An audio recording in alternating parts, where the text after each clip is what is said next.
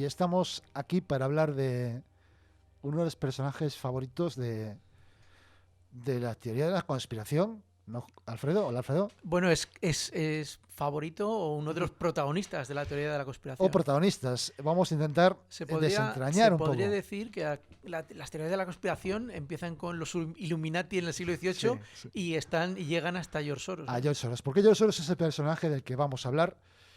Mucha gente le sonará que es un... Sobre todo porque tiene una cantidad de millones. Sí. Es un billonario. Está podrido de dinero el tío.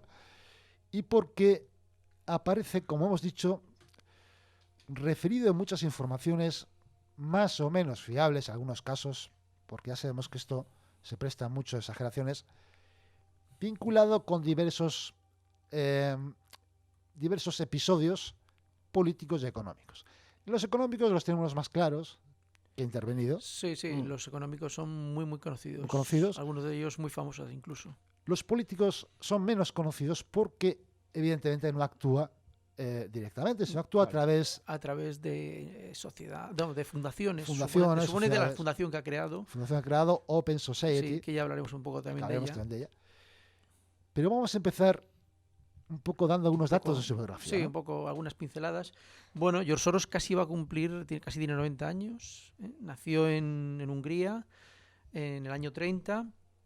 Y él, bueno, pues él era de origen judío. Lo logró, bueno, originalmente su nombre no era Soros, era Gregory, porque sería húngaro, claro, Schwartz. Sin embargo, su padre cambió el nombre, parece ser que para evitar persecuciones y tal. Sí, para parecer menos judío, ¿no? Claro. Sí, consiguió librarse de la persecución de los nazis en Hungría. Y luego él, la segunda mitad de los 40, con su familia, todavía era un adolescente, escaparon de Hungría ya por la dominación soviética y se instalaría más adelante en Londres. Pero que te interrumpa porque es interesante, un poco para conocer también ya no solo lo que ha hecho George Soros, sino un poco su personalidad, que también es interesante. Un poco el aspecto este de el episodio que vivió durante la ocupación nazi en Hungría. Sí. Porque al parecer, y si estoy equivocado me lo dices, su padre, que además era un estudioso del Esperanto, un experto en Esperanto. Sí, era uno de los grandes expertos, sí. En Esperanto. Como dices tú, maquinó toda una serie de triquiñuelas para salvar a su familia. Entre ellas, el cambio de nombre. Incluso hizo que sus hijos fueran adoptados. Bueno, es posible, ese elemento no lo desconozco. De todas maneras, es que la ocupación nazi en Hungría duró muy poco tiempo. Realmente los judíos prácticamente estuvieron libres en Hungría casi toda la guerra, y de hecho muchos escaparon luego por los diplomáticos españoles y tal. Sí. Es posible que en aquel contexto fuera fácil eludir. Bueno, es que hubo una entrevista a la CBS, concedida en 1998, en que le preguntan sobre ese episodio, en que él dice que efectivamente, reconoce que tenía una especie de protector que a través del pago de su padre, el padre le pagó para que jurara que George Soros era su hijo, un hombre que... Y este protector, su trabajo consistía en la confiscación de propiedades de los judíos. Y a ello le ayuda el propio Soros. Dice, sí, Soros reconoce. Y el entrevistador le pregunta si eso no es una experiencia que a cualquier persona le supondría un cierto trauma siendo el judío. Bueno, es que claro, es el rumor de que él se libró de estar en Hungría. No, es un rumor, pero esto es una entrevista que le han hecho a él. Sí. O sea, no es, lo está confirmando él. Yeah. Dice que si tuvo un tipo de problema con esto de ser partícipe de la confiscación de bienes de judíos. Dice que en absoluto, que no tiene un sentimiento ni de culpa, ni de remordimientos, ni nada. Es más, en algún momento declara que probablemente fue la época más feliz de su vida. Sí, lo de la parte de Hungría, sí, dice que es la parte más feliz de su vida. Sí, dice que, voy a leer palabras textuales, dice, es algo extraño porque ves un indecible sufrimiento a tu alrededor y además teniendo en cuenta que tú también estás expuesto a un peligro considerable.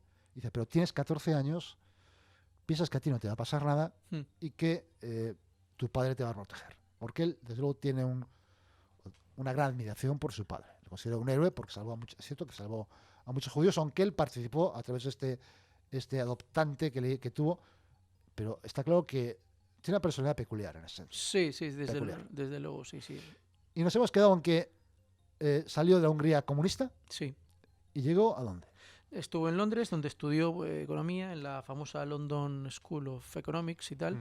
Allí estuvo en contacto con el famoso filósofo Karl Popper. Sí. Es un poco uno de los guías de su pensamiento y donde viene la idea de la sociedad abierta, la open society. Es verdad que por lo visto estuvo trabajando en restaurantes para pagarse los estudios. Hombre, tuvo unos inicios duros para ser uno de los hombres más ricos del mundo, como es en la actualidad. Sí. Desde luego que, bueno, pues tuvo unos orígenes difíciles. Él, bueno, estuvo allí en Londres y ya unos años después se trasladó, ya siendo un hombre joven, con 20 y tantos, en los años 50, se traslada a Estados Unidos, donde empezó a trabajar en diversos bancos de inversión y entró en el mundo de las finanzas.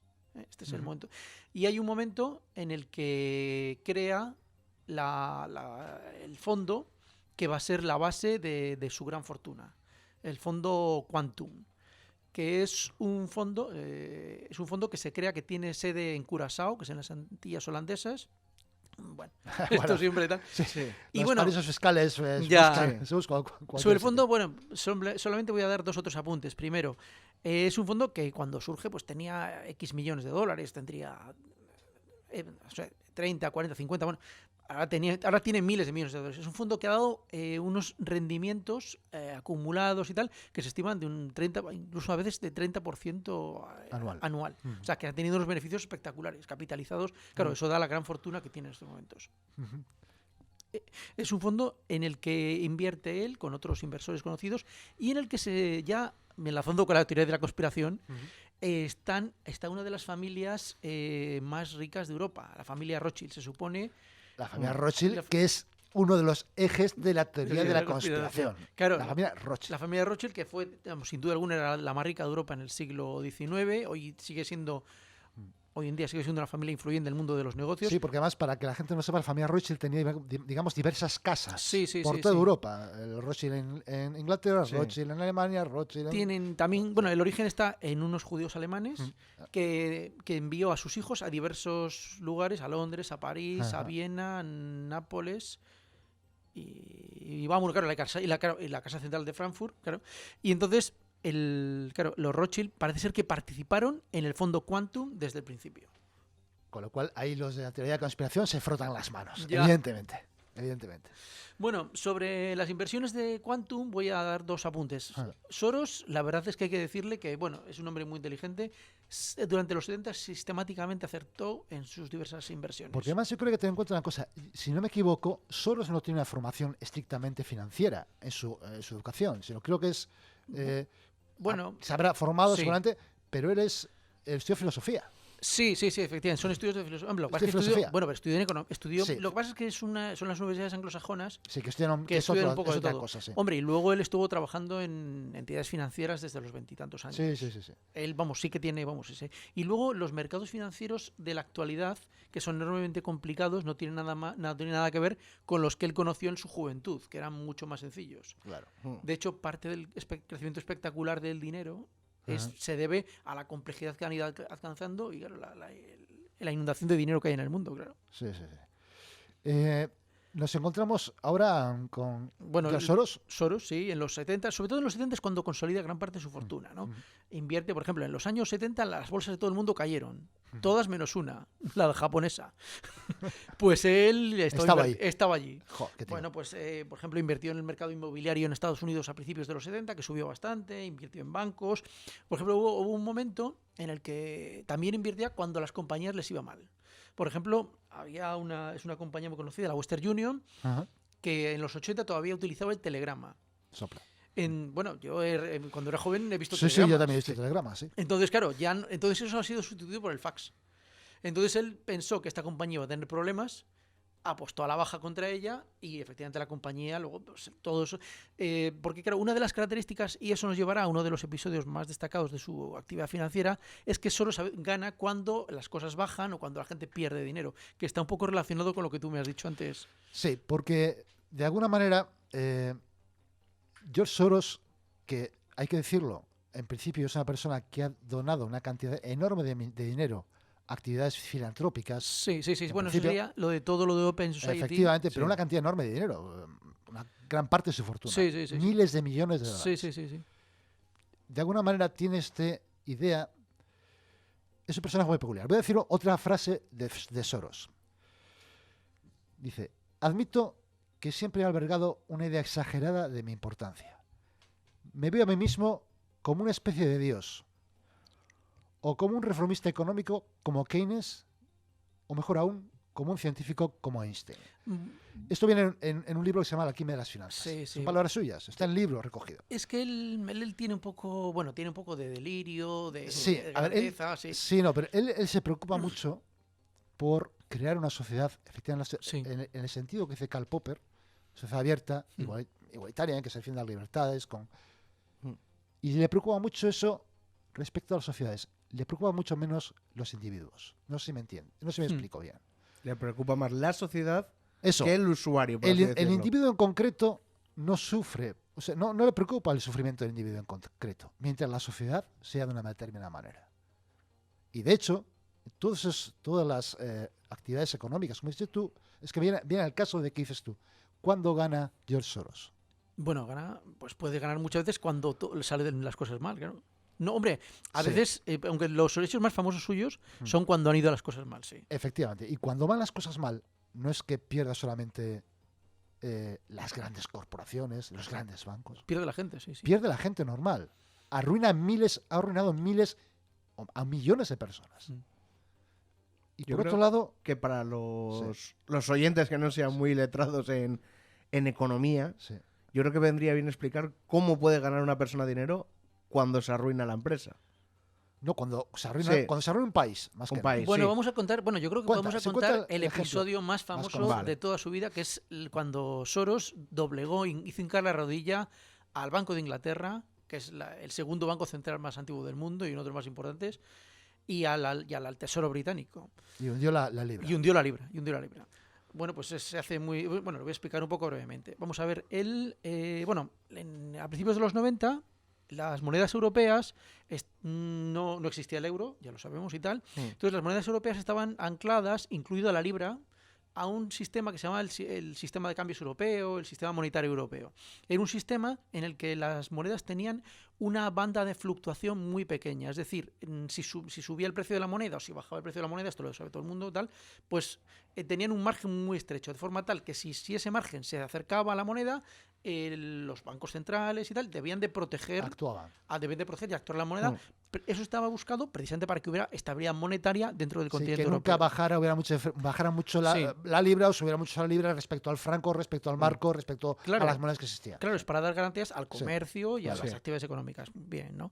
Entonces, a principios de los 90 se produce la unificación alemana. Alemania empezó a incurrir en muchos gastos, muchos déficits, y entonces para poder tener más dinero, elevó los tipos de interés. Soros se dio cuenta que la libra no iba a poder resistir la presión de los altos tipos de interés del marco alemán, que no era el euro, era el marco alemán. ¿Qué es lo que ocurre? Que él empezó... Espera, para que la gente que no tiene, como dices, Juanra, no tiene conocimientos económicos, ¿qué significa que el banco alemán aumente los tipos de interés? Pues significa que si tú compras marcos, te dan más dinero. Eso es. De manera que la gente va a ir a comprar más marcos y va a dejar de comprar libras. Claro, si tú eres inversor británico, vendo libras y tal. Entonces, él se dio cuenta de este acontecimiento. Y entonces pensó que si él forzaba mucho, incluso se podía forzar una fuerte devaluación de la libra. Es decir, que la libra cayera de precio, y entonces él iba a hacer una operación para ganar. Entonces, ¿qué hace él? Él pide prestadas libras, pero pidió prestadas grandes cantidades de libras esterlinas, miles de millones. Aquí además hay un elemento muy importante de toda su teoría y tal. No es él el que hace la operación. La hace él la más importante. Pero es que la gente empezó a ver lo que hacía él y decidieron seguirle. Eso es un poco... Arrastró a otros inversores, tal. Entonces él se convierte un poco en un personaje... El buque insignia de todo lo que venía detrás, de toda la flota que venía detrás. Claro, yo le imito, ¿no? A ver... Sí, tal. Y entonces, pues claro, todo el mundo empezó a comprar, a pedir prestadas libras, y una vez que las prestan, las venden. Las venden. Entonces, claro, las venden en el mercado. Entonces, claro, el mercado se inunda de libras. Entonces, el Banco de Inglaterra y el Tesoro británico tuvieron que pedir prestados dólares para comprar libras y sostener el valor porque se estaba un poco temblando. Sí, hay que entender, para que la gente lo entienda, si hay muchas libras en el mercado, la libra baja. La libra baja. Si hay muchas libras, oferta y demanda. Oferta y demanda.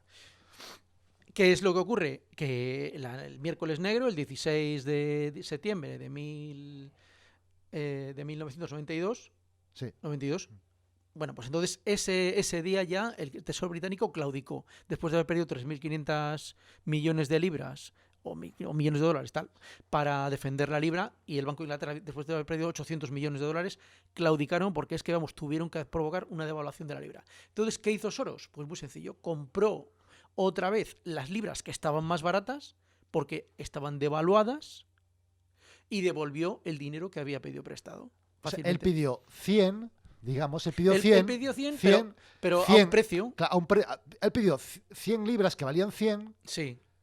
Pero cuando tuvo que devolverlas, solo tuvo que devolver 80. 80. Y ganó 20. 20, pero claro, todo esto lo hace. Todo eso, vamos, las compras más grandes ocurrieron una noche. La noche estuvieron toda la noche comprando libras. Claro. Perdón, vendiendo libras. Estamos hablando de miles de millones. Sí.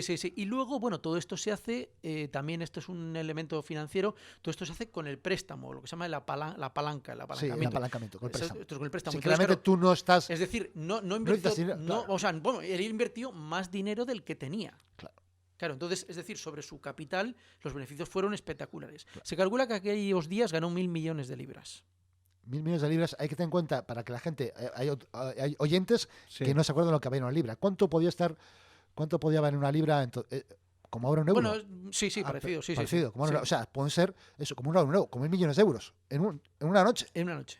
Un tío. O sea, un fondo, vamos, lo que representaba. Pero también arriesgando todo su capital. Sí.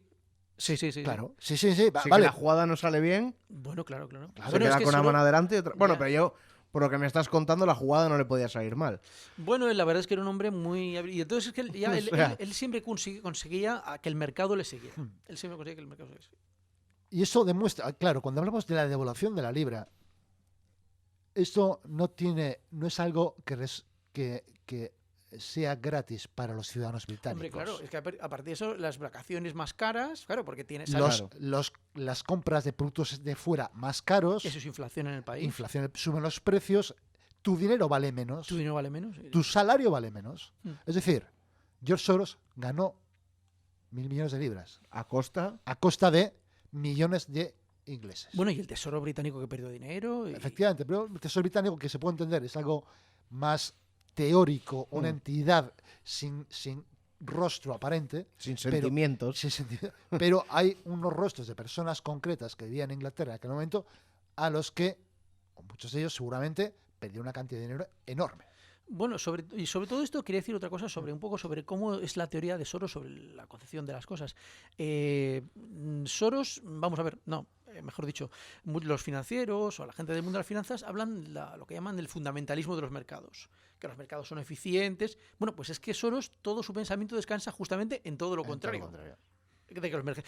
Esto sorprende porque es el hombre de los que más ha ganado con eso. O sea, que los mercados no son eficientes, que la gente comete errores y que luego que hay comportamientos gregarios. Es decir, que si todo el mundo ve que hay una cosa que se está haciendo, pues yo también me apunto a ver si me forro. Claro. Sí, en ese sentido sí que es una persona que parece haber estudiado muy bien el comportamiento humano. Pues sí. O tiene una cierta intuición, o no sé, lo cual es muy, muy interesante. Pero es que no fue la única de las... Bueno, hombre, pocos años después se produjo en el 97 otro episodio muy conocido, que es la famosa crisis financiera asiática, que por ejemplo el famoso baht tailandés, ese le hundió literalmente también con la misma técnica. O sea, de repente se produce una salida de capitales del país, bueno, una crisis terrible. Las crisis financieras asiáticas fueron conocidas, ahí están muy estudiadas, y bueno, pues él fue uno de los protagonistas también de este derrumbe poco tiempo después. Realmente en los 90 es cuando construye la mayor parte de su fortuna. Y una duda que a mí me surge, que por si acaso hay oyentes también un poco con miedo. ¿Ahora los gobiernos, las casas del tesoro, han inventado alguna medida para evitar esta jugada? ¿O realmente tú, si tienes mucho dinero, puedes rehacer esta jugada? Bueno, es que realmente el contexto es diferente. El euro ya, las monedas que hay son muy débiles. Y luego, bueno, los bancos centrales lo que tienen tendencia a coordinarse más, porque al final el Banco Central de Inglaterra prácticamente se ve un poco solo en este asunto. Claro, la idea del euro De todas maneras, también hay otro factor que es importante. Vamos a ver, antes tú has hablado del libro La alquimia de las finanzas. Sí. Entonces, bueno, en el año 8 hubo una crisis financiera bastante importante. 2008. Entonces, el gobernador del Banco de Inglaterra del 2008, Gordon King, sacó hace unos años un famoso libro que se titula El fin de la alquimia. Es decir, la época de las grandes operaciones financieras, después de la crisis que ha habido en el año 8, bueno, vamos a dejarla... Sí, no va a ser tan sencillo, tan sencillo como antes. En definitiva, y siguiendo con las propias palabras de... No sé si querías decir algo, Alfredo. No, sí. Que siguiendo con las propias palabras de George Soros, en el sentido de que él tiene esta visión amplia, es decir, él tiene una visión no dirigida a personas concretas, individuos concretos, sino dirigidos a la sociedad con su conjunto. Él dice que de alguna manera es la visión del ojo que todo lo ve, del Dios que está por encima viendo todo y jugando y moviendo sus peones en el tablero, ¿no? Y él mismo se dice que se ve un poco, lo dice él, como el Dios del Antiguo Testamento, dice un poco invisible, benevolente, ese considera benevolente, y panóptico, es decir, que el ojo que todo ve, el panóptico. Lo cual hace también pensar o hace reflexionar que no tuvo abuela. Sí, no tuvo abuela. ¿Y qué perspectivas del mundo tiene esta persona que no se preocupa de las personas en concreto y sin embargo sí como de la sociedad, pero que en el fondo los problemas de alguien es que ni siquiera le conmueven, ni le preocupan ni le conmueven? Pero bueno, la sociedad también de una manera relativa, porque tampoco le importa hundir a un país. Ahí estamos. Porque, a ver, yo creo que él, como digo, tiene un cierto fondo mesiánico. Sí. Hombre, bueno, por ejemplo, en sus libros, la idea de la teoría económica importante es que, vamos, el aspecto sociológico que adopta para entender los mercados es la famosa, lo que llama la reflexividad. Reflexividad, sí. Que es, bueno, pero por ejemplo, de hecho es una interpretación del mundo, de los comportamientos de las personas. Sí. Es que él se ve más como un filósofo, como él dice, entonces, como un gran reformador, como Keynes, dice, un reformador como Keynes. Como lees algunos de sus libros, te dice, bueno, es que el mundo académico no ha entendido esto. O sea, como diciendo, vaya, es que claro, no me entiende. Y cuando él dice eso, que se ve un poco como un dice que esa frase que continúa, que es más compleja, no es tan sencilla, porque igual es un poco una caricatura, un poco lo que he dicho, esto que me veo como un dios, sí, pero que dice que a veces luego también en el mercado le hacen ver que no es tanto, aunque últimamente ha habido ciertas realizaciones que me han hecho como reconfortarme con lo que estoy consiguiendo de mis sueños de infancia, de mis sueños de Dios, endiosados de infancia. Y eso tiene mucho que ver con lo que hablábamos antes de estas actividad con la Open Society. Filantrópica de Open Society. Bueno, voy a apuntar, antes has dicho, vamos a ver, es que tenía un poco el dato, vamos a ver, él se supone, la fortuna de él se calcula, lo miré en esto de Forbes y tal, se calculaba caer a unos 24.000 millones de dólares, que es lo que, entonces es la acumulación de lo que ha ganado con los fondos, con estas inversiones. Bueno, si nos está escuchando y quiere pagar una cuña en Cantabria Culta, nos ponemos baratos. Entonces, parece ser que él ha cogido de esa una parte importantísima, unos 18.000, y lo ha donado a la fundación esta Open Society. De todas maneras, bueno, la fundación sigue dirigida por él y por su familia. Quiero decir que el dinero lo sigue controlando. Claro, por supuesto. Lo ha cambiado de una mano a otra. Ya, hombre, lo que pasa es que dicen que también tiene efectos fiscales. Claro. Al estar en una fundación no pagas determinados impuestos y tal. Entonces, bueno, me imagino que con las inversiones que tenga por todo el mundo, porque eso también ha cambiado mucho, ya no son estas operaciones, sino que tiene inversiones en compañías, un poco lo tiene desgregado por todo el mundo, invierte en muchos países, en muchas compañías. Entonces, con estas inversiones, bueno, pues puede pagar los gastos del Open Society y las campañas que protagoniza. Y él se ha quedado con una parte, unos 8.000 nada más, parece ser como que ya lo administra como un fondo familiar, ya no es esta sociedad, porque el fondo Quantum, todas estas cosas las ha un poco dejado, ya no tiene otros socios y ya simplemente actúa él con su familia. Y esta Open Society, ¿qué podemos decir? Ha intervenido, o se ha hablado de ella como participante en varios de los episodios políticos recientes en el mundo, al menos en la Europa occidental. Sí, bueno, él parece ser que ha intervenido mucho en la disgregación del bloque soviético, que es uno de los elementos... Financiando grupos de resistencia, grupos de oposición, etcétera. Sí, sobre todo, por ejemplo, en el caso de Serbia, parece ser que intervino tal. Claro, Serbia era un aliado siempre tradicional de la Unión Soviética, luego de Rusia, ahora lo es de Rusia, es decir, pues parece ser que intervino un poco en la caída de Milosevic. O sea, luego, parece ser que en Georgia también se produjeron episodios. Eso creo que lo has conocido algo más. Sí. La Revolución Rosa, la Revolución Naranja de Ucrania. Y luego está, yo creo, por el lugar, que es lo que más he mirado yo y tal, el lugar donde más ha estado el presente ha sido en Ucrania. En Ucrania le han llegado a dar condecoraciones y ha tenido un papel bastante destacado. Se supone que, sí. No, voy a decir que claro, esta iniciativa o esta pretensión de intervenir en países concretos también lo encontramos en España. Sí, parece ser. De alguna manera. Parece ser que ha intervenido en nuestra queridísima comunidad autónoma catalana. Ha intervenido en Cataluña. Bueno, he estado un poco investigando algo el tema. Hay un sitio que se llama el CIDOB, que es el Centro de Información y Documentación Internacional de Barcelona, que es un think tank, tanque de pensamiento, que se dedica a emitir informes sobre todo tipo de asuntos y también un poco informes sobre la posibilidad de cómo funcionaría una Cataluña independiente. Es decir, es una especie como de grupo pro-independentista que está ligado a diversas instituciones y tal. Y parece ser que George Soros ha dado dinero para esta institución. Es uno de los elementos donde ha entrado. Es decir, pues en los lugares en los que se trata de cambiar el pensamiento, de influir. O sea, en el fondo él quiere, a través de esta Open Society, influir. No sabemos con qué fines concretos, porque en teoría es para crear sociedades más democráticas, más abiertas. Pero en el fondo, al final, lo que hace es, de alguna manera, intentar manipular las condiciones políticas de cada lugar. Lo que gira en torno a todo el planteamiento de Soros es un poco acabar con lo que es el fin de las tradiciones o de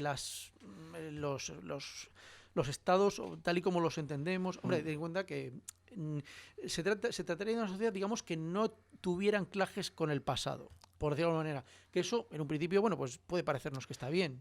Sí, al principio es algo más o menos aséptico, dicho así, pero claro, tiene que ver mucho con la lucha contra los estados nacionales. Claro, la personalidad de cada estado. Sí. La personalidad de cada estado, la personalidad de cada cultura en cada país, para intentar crear, muy en consonancia con su admirado Esperanto, esa idea del lenguaje universal, que pues crear una sociedad, digamos, que al no tener un sustrato, o ningún tipo de sustrato, porque si desaparecen los sustratos de cada país, o de cada cultura, de cada nación, no existe ningún sustrato, cualquiera es capaz de integrarse en cualquier lugar. Sí. Cualquiera es capaz de integrarse en cualquier lugar. Eso, habrá gente que estará a favor de ello. Digamos que entra un poco también en correlación con la teoría del nuevo orden mundial. Claro, enlazada directamente con la conspiración. Con la conspiración. Lo que estaba apuntando yo aquí. Evidentemente, de manera que contra eso hay países que están luchando directamente contra George Soros, como Hungría. Sí, claro, ¿no? Claro. Hungría, por supuesto, la Unión Soviética es Rusia es uno de sus grandes enemigos, claro.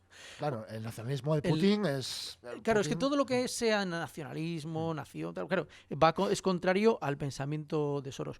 Hombre, de todas gran parte de las ideas de Soros son las de la sociedad actual. Sí, de alguna manera ha conseguido imponerse. Sí. Hombre, por ejemplo, hay avances en el tema de los derechos de los homosexuales o del feminismo, tal, que pueden ser importantes, pero claro, digamos que Soros lo plantea eso más que como un avance social, a que los homosexuales tengan sus derechos, que está bien que los tengan, como que es la sustitución.